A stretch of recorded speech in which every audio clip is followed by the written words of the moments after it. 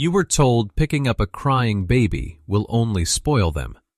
But that belief may be shaping how your child learns emotion for the rest of their life. Right now, you will understand exactly what actually happens inside a baby's brain when you respond or ignore their cry. It is late at night. Your baby is crying again. You are already exhausted, sitting silently on the edge of the bed. Your hand reaches for your phone before you even think. You know you should be present for them, but deep down, you also just want this noise to stop quickly. You hesitate for a second. Then you act on that old habit anyway. In that tiny moment, something important is already happening, not in your behavior, but inside your child's developing nervous system. Because what happens next is not about parenting styles. It is about how a growing brain learns safety, stress, and connection. I will show you the exact mechanisms behind that process. And it starts with something most parents never question, a belief that started over 100 years ago. You don't wait to understand your child's cry. You just react to end it. When your baby breaks down in the middle of the night, your movement is so fast, it's almost automatic. You instantly reach for your phone or flip on the lights. Inside your head, there's only one thought running. I just need this noise to stop. But the moment you rush to interrupt that cry with a distraction, your baby's developing nervous system learns a dangerous lesson.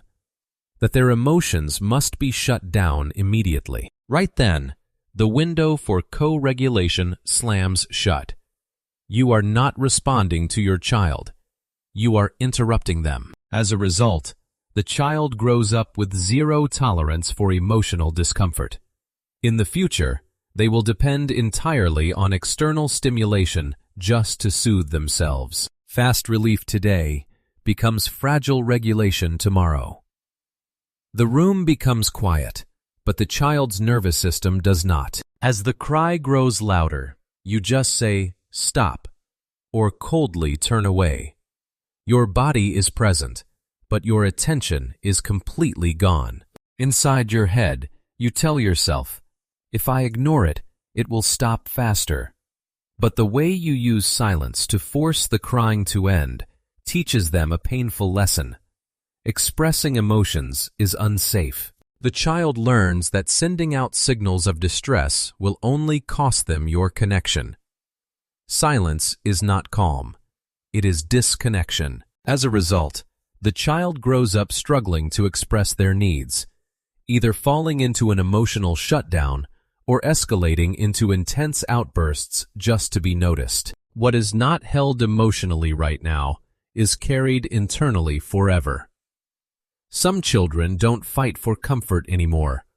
They simply stop asking. When a child stops crying quickly, doesn't reach out to be held, and always acts perfectly good in public, you usually tell yourself, at least my child is not difficult. But you don't realize that the child's brain has automatically turned down its emotional signals to protect itself from being ignored. The attachment system has shut down the expression of vulnerability.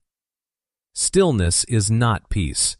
It is a desperate adaptation. As a result, the child grows up trapped in emotional isolation, struggling deeply to ask for help or to build intimate relationships. When needs stop being expressed, it does not mean they disappear.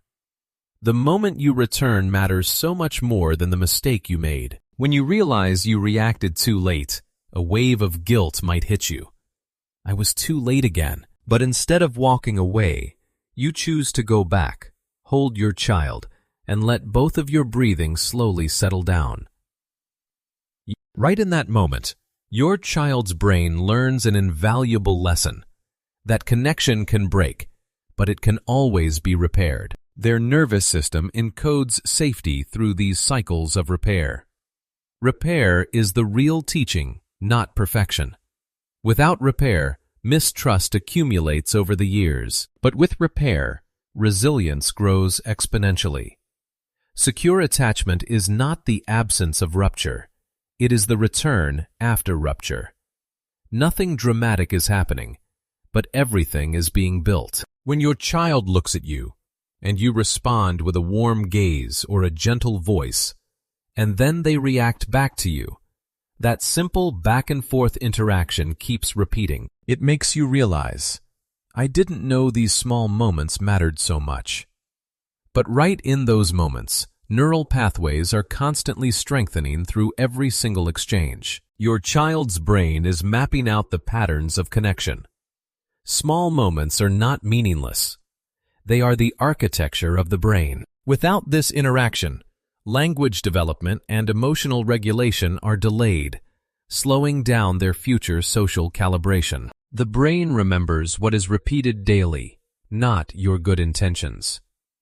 Your body is your child's regulation system. When your child is held tightly against your chest, your breathing begins to sink, and the crying slowly fades away.